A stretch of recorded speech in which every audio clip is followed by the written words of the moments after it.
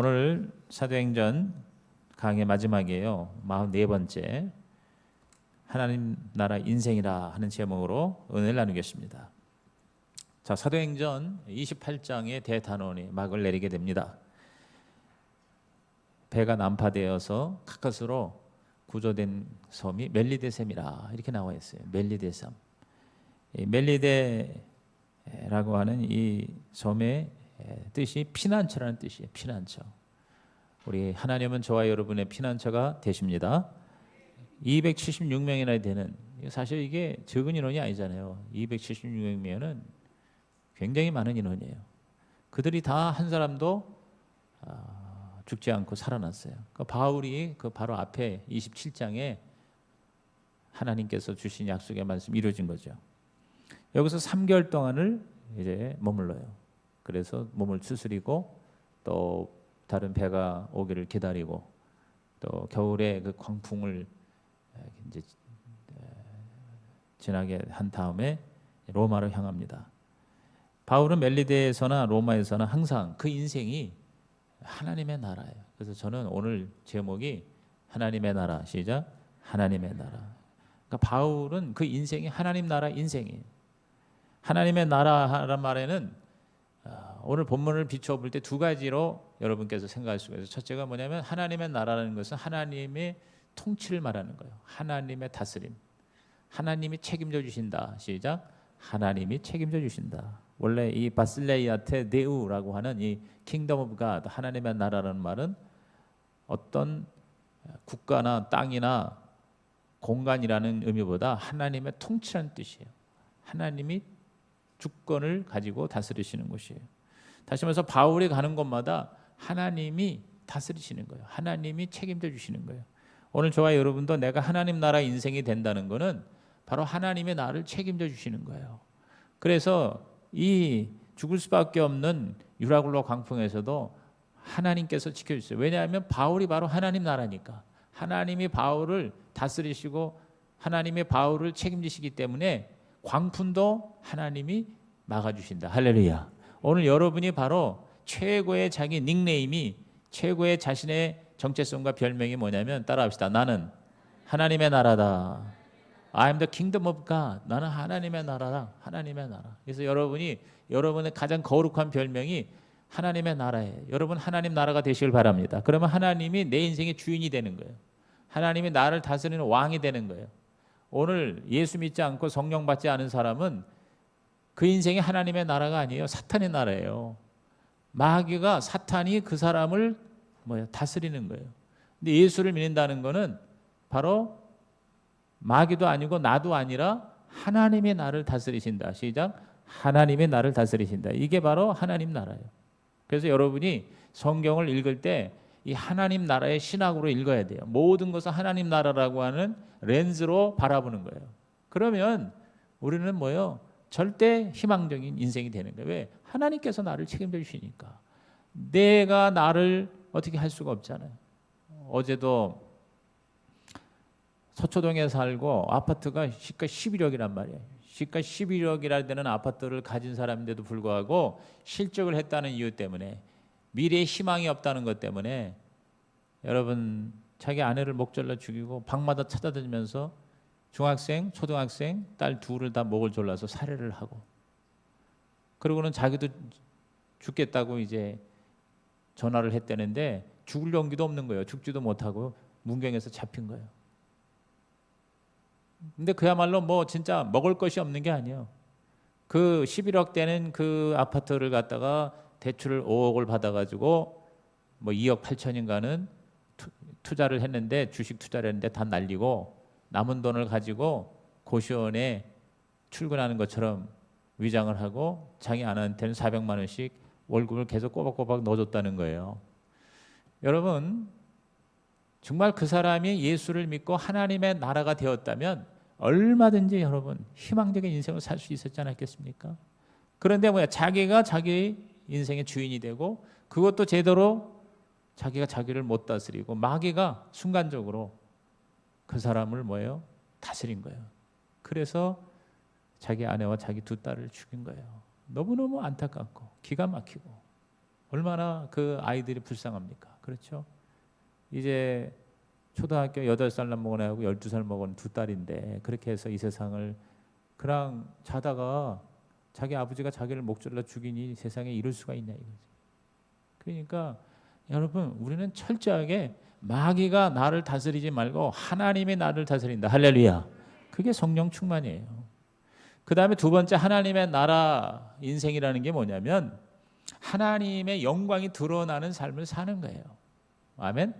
하나님의 영광을 드러내는 삶. 하나님의 영광을 드러내는 게 뭐냐? 하나님 나라를 자꾸 하나님을 높이고 하나님을 증거하고 하나님을 자꾸 사람들에게 알리는 것이 그게 바로 하나님의 나라의 인생인 것입니다.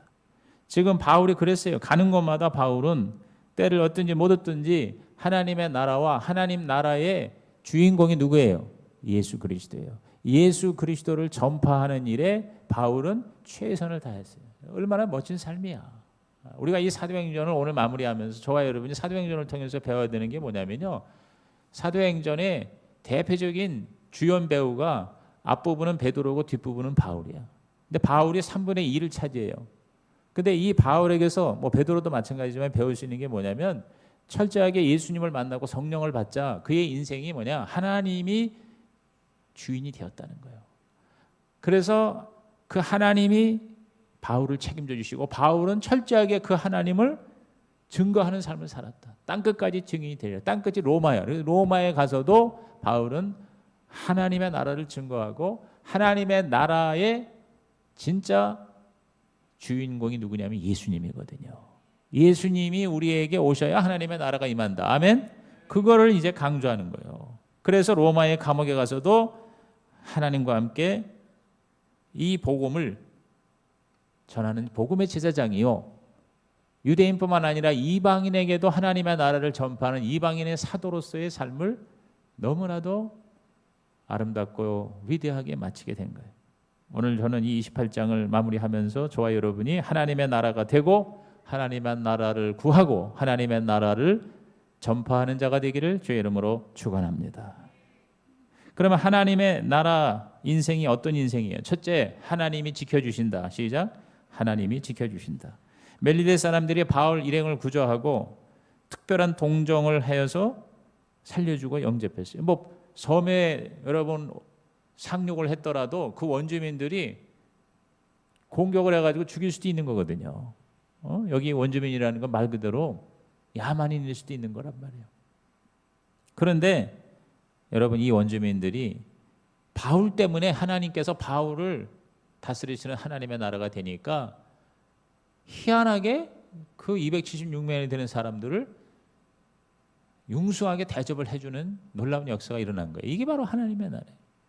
이 멜리데 섬은 시실리 섬에서 남쪽으로 100km 떨어진 곳으로서 현재 말타 공화국이에요. 그래서 아까 얘기했지만 피난처라는 뜻을 가진 이름이에요. 하나님의 피난처예요.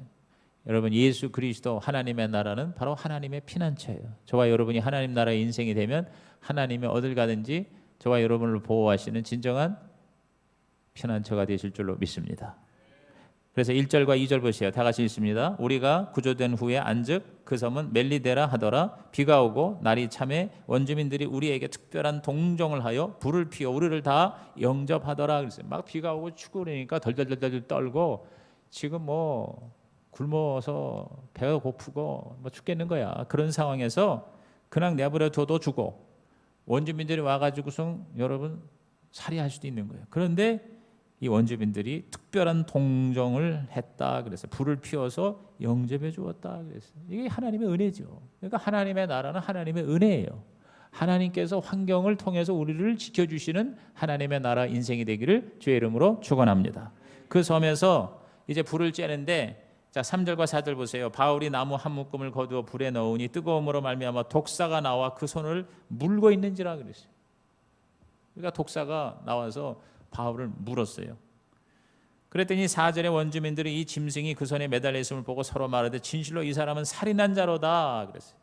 그러니까 그 원주민들에게 어떤 그 미신의 그 믿음이 뭐냐면 사람을 죽인 자를 독사가 문다. 그렇게 이제 믿고 있었겠죠.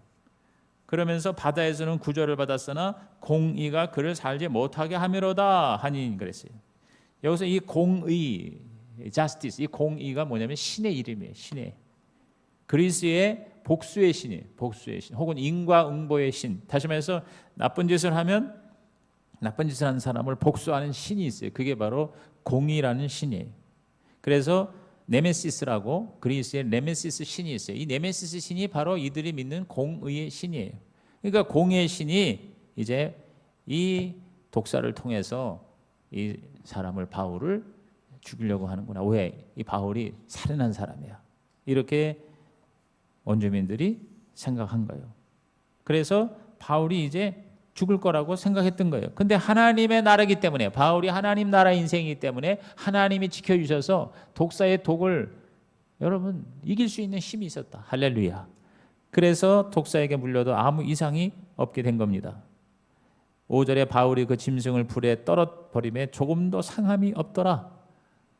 그래서 이제 죽을 줄 알았는데 까딱 안 하니까, 왜냐하면 이 독이 일단 들어가면 지금 몇 분 내에 즉사하고 마는 거거든요.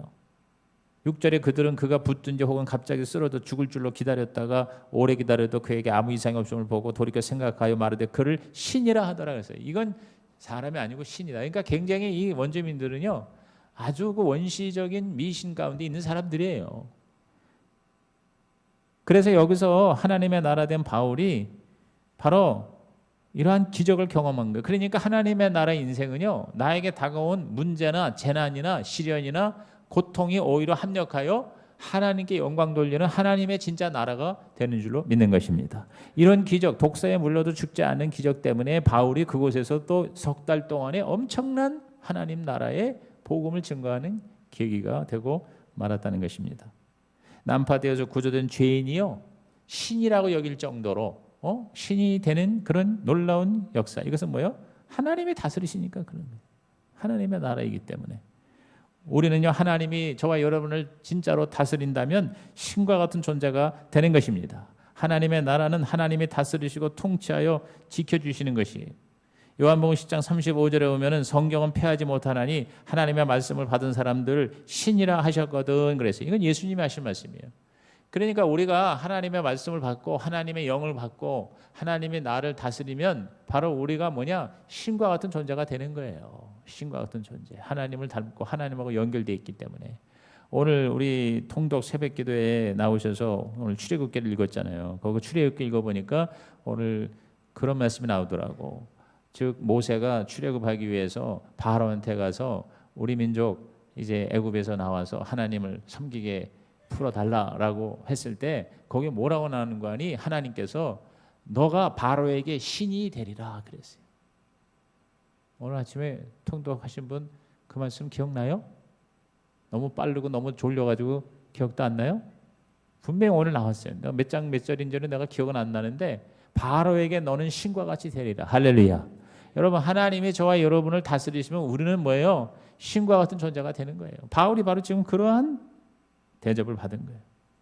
그래서 7절에 거기에 이제 이건 보통 사람이 아니다고 알려지니까 가장 높은 사람 보블리오라는 이가 이게 추장이란 말이에요. 그건 제 토지가 있는지라 그가 우리를 영접하여 사흘이나 친절히 머물게 했다. 그러니까 그냥 거기 바닷가에서 그냥 불 떼고 거기서 적당히 이렇게 좀 지내다가 다시 보낼까 했는데 이 바울이 독사에 물렸는데도 까딱없고 그러니까 이게 소문이 알려지니까 그 추장이 직접 와가지고 자기 집으로 이 많은 사람들을 다 초청한 거예요. 할렐루야.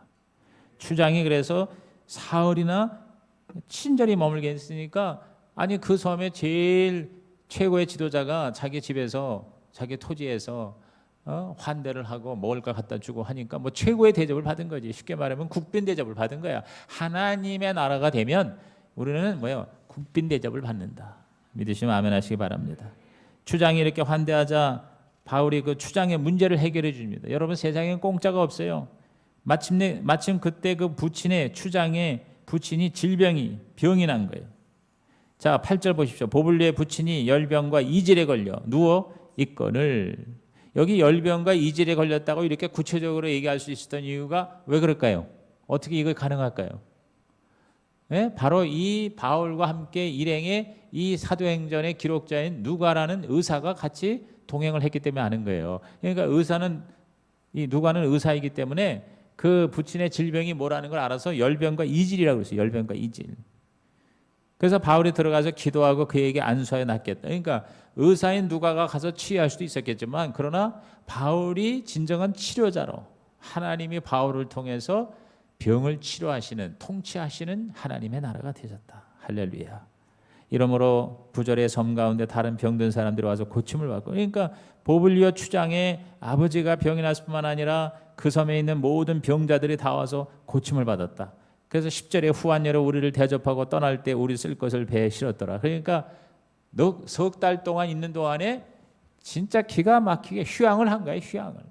멜리데 섬에 완전히 휴가 왔어. 휴가. 그래서 거기서 공짜로 다 뭐 먹을 거 주지 잘 거 주지 그리고 또 나중에는 떠날 때에 쓸 것을 배에 실어줬대. 여러분 276명이 로마까지 가는 동안에 먹을 만한 양식을 실려면 그 양이 얼마나 많겠어. 그러니까 하나님의 나라 저와 여러분이 가는 곳마다 하나님은 환경적으로 우리를 예비하시고 책임져 주실 줄로 믿는 것입니다. 하나님이 보호하사. 저는 우리나라 애국가에 하나님이 보호하사 우리나라 만세. 참 이게 진짜 기가 막힌 거야 이게. 그러니까 믿든지 안 믿든지 뭐냐 우리나라는 하나님의 나라야. 할렐루야. 하나님이 보호하사 시작. 하나님이 보호하사 하나님이 통치하시는 거예요. 그래서 우리가 뭐 하나님의 나라가 되니까 하나님이 우리를 이만큼 살게 하시는 거예요. 그래서 이렇게 보면 어렵다 힘들다고 하지만 지금 우리나라가 이게 진짜 천지가 개벽이야. 국제시장이라는 영화를 여러분 보시면 손 들어보세요. 국제시장 안 본 사람 손 들어봐. 안 본 사람. 안 본 사람은 보랄 때 좋은 말 할 때 보세요. 국제시장 예배 끝나고 나서 봐. 여러분 근데 좀 비싸. 조조를 보는 게 싸. 저는 철저하게 조조만 봅니다. 왜냐하면 지금 극장도 10,000원인가 그래. 근데 조조는 5,000원, 6,000원이야. 5,000원, 6,000원. 국제시장 지난번에 월요일 날에 조조를 가러 봤더니 꽉 찼어. 돌아보니까 다 뭐냐면 5학년, 6학년이야. 그리고 막 극장 가가지고 빨리 막 그 매표소에 뛰어가는 사람이 다 5학년, 6학년이야. 2학년, 3학년은 다 미리 예매하고 다 이렇게 뭐라 그럴까? 뭐 여러 가지 그 뭐 할인도 있고 별거 다 있어. 공짜로도 잘 버는데 우리는 그냥 조조 할인. 그래도 이것도 얼마나 감사하냐? 10,000원짜리를 6,000원에 볼 수 있으니 그래가지고 돈 번 것 같아. 흐뭇해. 그래가지고 그냥 아침부터 밥도 못 먹고 가가지고 제일 첫 번째 가는 거 들이밀고 들어가. 그러면 거기 다 노털들만 모여 있더라고. 내가 가만히 보니까. 그런데 이 국제시장이 여러분 지금 아마 내일 모레쯤 되면 1,000만이 넘어갈 거예요. 어저께 그저께가 800만이야. 지금 우리나라 영화에서 가장 빨라. 지난번에 7번 방의 선물인가 하는 그런 영화 있었어요. 그게 제일 빨랐는데 그것보다 지금 훨씬 빠르대요. 그래서 이 1,500만까지 갈 것이냐 말 것이냐 이게 또 영화에 관심 있는 사람들의 또 밥 먹고 할 일 없어서 하는 얘기거리예요. 근데 여러분 제가 왜 얘기를 하는 거니 국제시장을 통해서 우리 모두가 우리나라가 이 압축 성장을 지난 그야말로 반세기밖에 안 되는 거예요. 50년 전쟁 터져가지고 휴전이고 해서 제가 태어난 그때쯤부터 얼마나 여러분 불쌍하고 얼마나 가난하고 얼마나 비참했는데 여러분 지난 반세기 동안에 우리나라가 지금 이 뭐 어쩌고 저쩌고 오늘도 보니까 현대가 81조를 투자한대요. 81조를 투자해서 공격적인 경영을 한다고 그러는데 81조 원이라는 게 이게 한 기업이 말이에요. 81조를 투입해가지고 지금 현대 자동차가 세계 뭐 5위 자동차 메이커인데 800 몇십만 대를 지금 생산하는데 1,000만 대 생산을 향해서 간다 어쩐다 그래. 진짜 이거는 정말 천지가 개벽하는 역사예요. 하나님께서 보호하사 할렐루야. 그러니까 하나님 나라를 자꾸만 사람들이요 뭔지도 모르고 대한민국 거기 국제시장에 보면은요 막 이렇게 뭐 싸우다가 부부 싸움하다가 갑자기 애국가가 나오니까 부부싸움 막 딥다 주인공들이 하다가 다 차렷해가지고 그 태국에 올라가는 거 애국가를 같이 부르고 하나님이 보호하사 우리나라 만세 대한민국 만세. 야 참 그걸 보면서 10대도 울고 70대도 울고 그 영화 보고 다 이렇게 운대는 거 아니에요. 오늘 설교하는 거야, 아니면 영화 홍보하는 거야. 그러나 은혜가 되지요. 근데 수요일날 안 나온 사람들은 뭐 하는 거야 도대체? 이렇게 하나님 말씀을 가지고 이렇게 은혜가 있는데 도대체가, 그러니까 여러분 가장 큰 축복은요, 사모하는 거예요. 사모하는 거. 이게 교회와 말씀과 이 영적인 것을, 그것을 갈급해 하는 사람이 그게 진짜 하나님의 나라인 줄로 믿습니다. 근데 그거 별로 재미가 없어. 그래가지고 지금 와서 뭐 어디서 커피 먹고 홀짝거리고 앉았고, 아니면 또 뭐 일하러 가고, 뭐 일하러 가는 거 어쩔 수 없어. 생존을 위해서 일하러 간다 그러지만 일도 안 하는데 안 나오는 사람들은요, 나오기를 바랍니다. 우리 교육자들 좀 정신 차리고 다음 주부터 우리 구역장들이 좀 너무 안 나오는 거 아니에요? 지금 수요일 날에 뭐하러 있어요? 그러면 교구장들이. 하나님이 나를 다스리시고 하나님의 나를 통치하는 하나님의 나라가 되시기를 주의 이름으로 축원합니다. 저는 열심히 어제도 밤늦게까지 이 설교를 준비하면은 그것을 우리 성도들이 와서 듣고 하나님의 나라가 되겠구나, 바울이 바로 하나님의 나라구나, 이러한 영적 도전이 올해 저와 여러분에게 최고의 축복이 되기를 주의 이름으로 축원합니다. 두 번째로 하나님의 나라 인생이란 뭐냐? 하나님의 사람들이 함께하는 거예요. 하나님의 사람들이 함께하는 거. 환경의 복이뿐만 아니라 사람들의 복인 것입니다. 우리가 하나님의 나라가 되면 주위 사람들이 우리를 도와주고 보호해주는 하나님의 통치가 그렇게 연결되는 거예요. 하나님이 우리를 다스린다는 거는요, 뭐 이렇게 신비적으로 뭐 하나님이 갑자기 무슨 천사로 나타나가지고 우리에게 역사한다, 뭐 그럴 수도 있죠. 근데 그거는 굉장히 특별한 경우고요. 거의 99.99%는 그게 아니야. 사람들을 통해서 하나님이 우리를 책임져 주시고 우리를 도와주시는 거예요. 이 멜리데 사람들이 또 보블리오 추장이 바로 바울을 지켜준 거예요.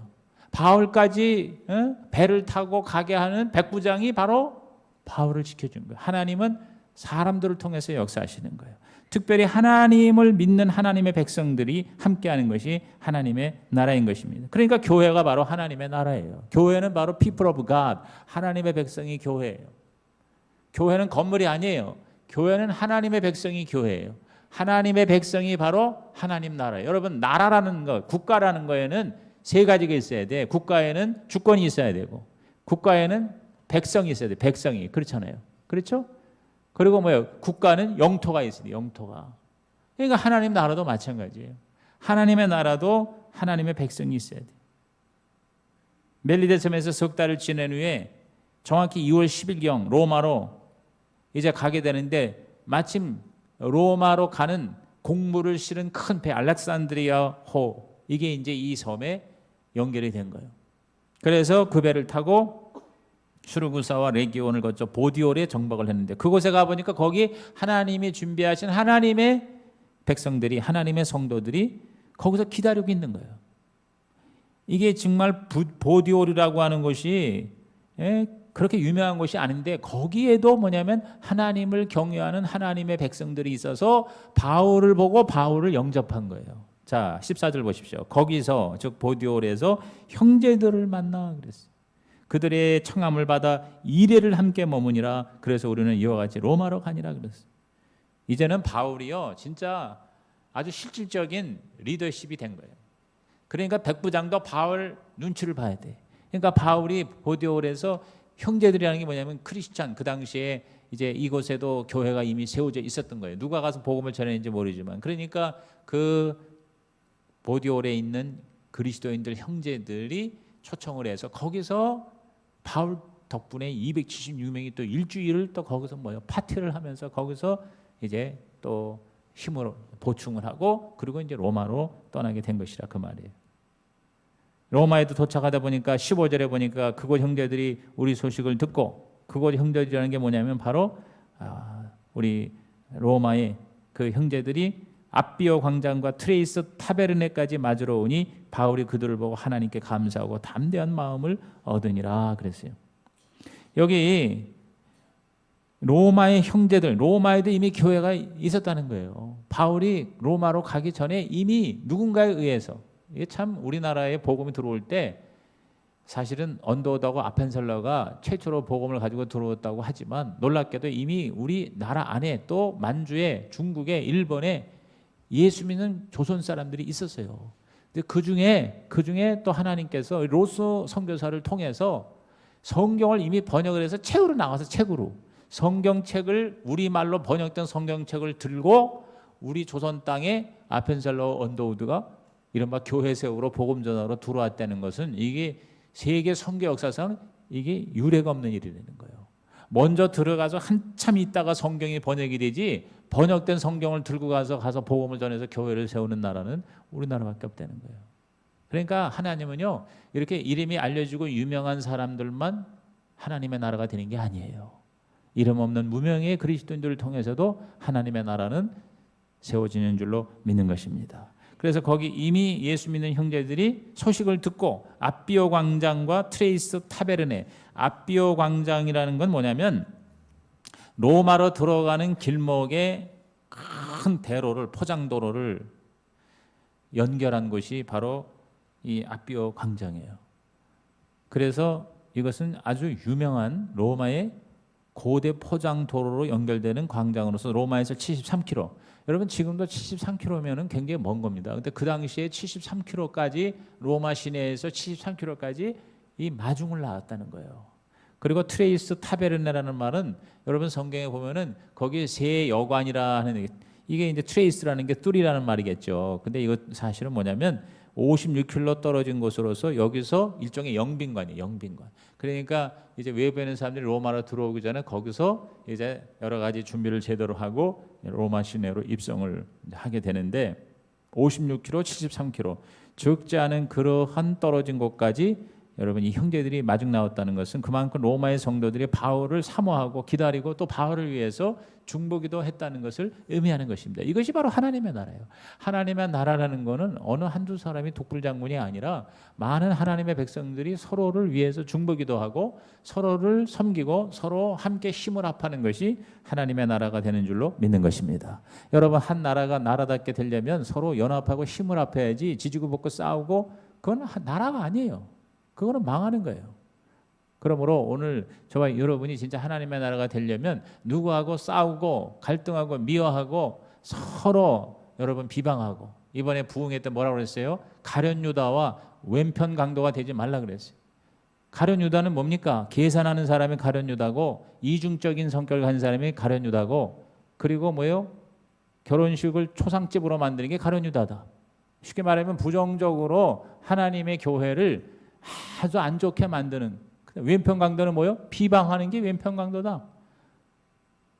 항상 자기가 문제가 있는 건 모르고 남을 비방하는 사람은 왼편 강도다. 오늘 여러분이 연초에 이런 말씀을 받은 것은 이 한 해를 살면서 저와 여러분은 하나님의 나라가 되라고 하나님이 주신 메시지인 줄로 믿으시면 아멘 하시기 바랍니다.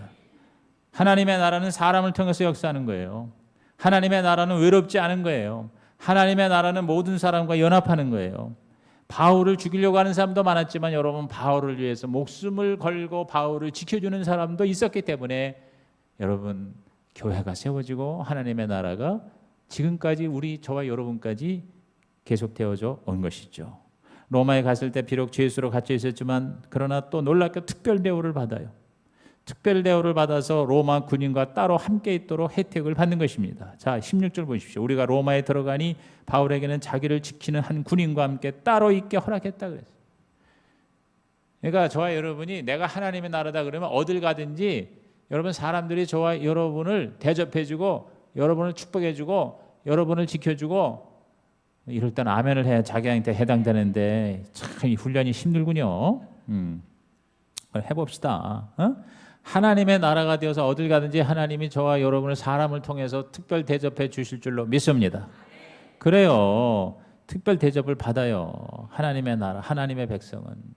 그래서 어디를 가든지 특별 대접을 받아요.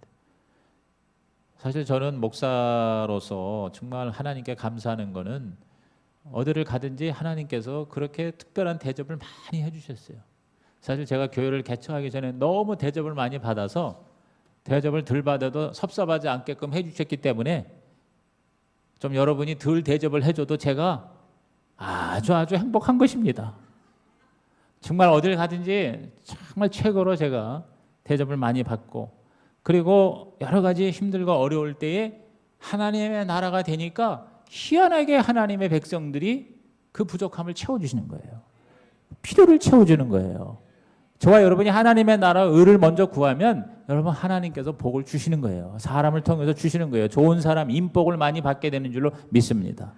그래서 그거는 꼭 목사가 되는 것만이 아니라, 목사가 된다는 게 뭐냐면요, 전도자가 되는 거예요. 그래서 제가 간단하게 얘기합니다. 따라합시다. 전도하면 복 받습니다. 전도하면 복을 받아요. 여러분이 전도를 열심히 하면요, 사람을 통해서 하나님이 복을 주시는 거예요. 사람을 통해서 내 필요를 채워주시는 거예요.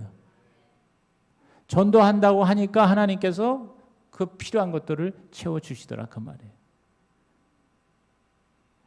28장 30절에 보니까 바울이 온 이태라는 게 2년이죠. 자기 셋집에 머물면서 자기가 오는 사람을 다. 사실 이 바울은 지금 재판받으러 감옥에 들어가야 될 사람이야. 근데 하나님이 특별 대접을, 하나님의 나라니까 하나님께서 이 바울을 지켜주시고 다스리니까 감옥이 아니라 셋집에서 살게 하셨대. 셋집에서.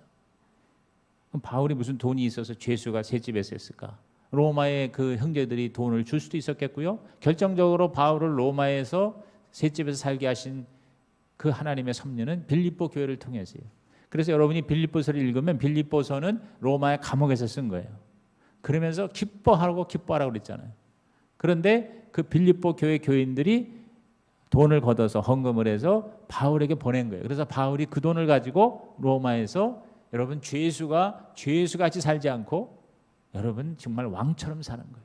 많은 사람들을 도와주고 초청하고 밥도 먹이고 전도도 하고. 그것이 바로 뭐예요? 하나님 나라의 영광이에요. 할렐루야.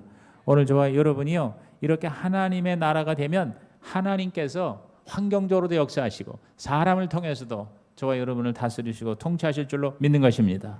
마지막으로 하나님의 나라 인생이란 뭐냐?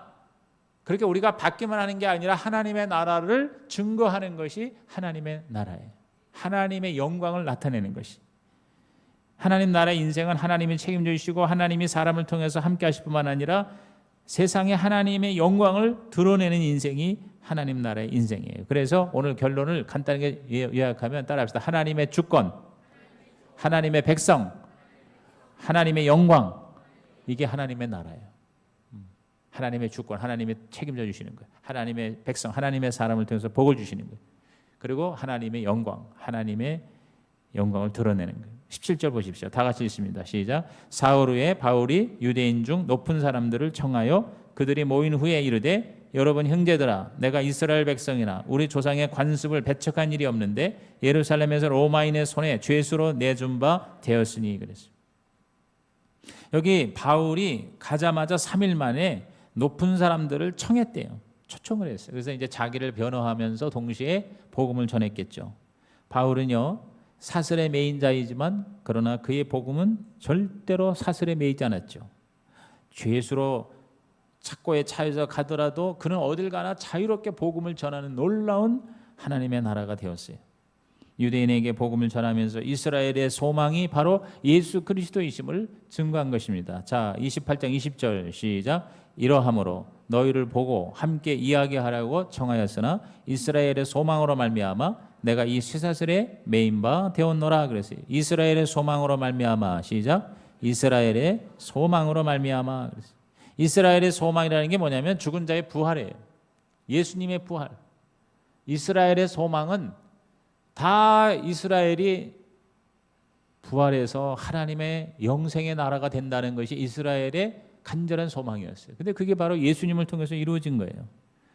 23절에도 그들이 날짜를 정하고 그가 유숙하는 집에 많이 오니 바울이 아침부터 저녁까지 강론하여 하나님의 나라를 증언하고 모세의 율법과 선지자의 말을 가지고, 즉 구약을 가지고 예수에 대하여 권하더라. 그래서 이 바울이 하나님의 나라와 예수 그리스도, 시작. 하나님의 나라와 예수 그리스도, 그게 바울의 핵심이에요.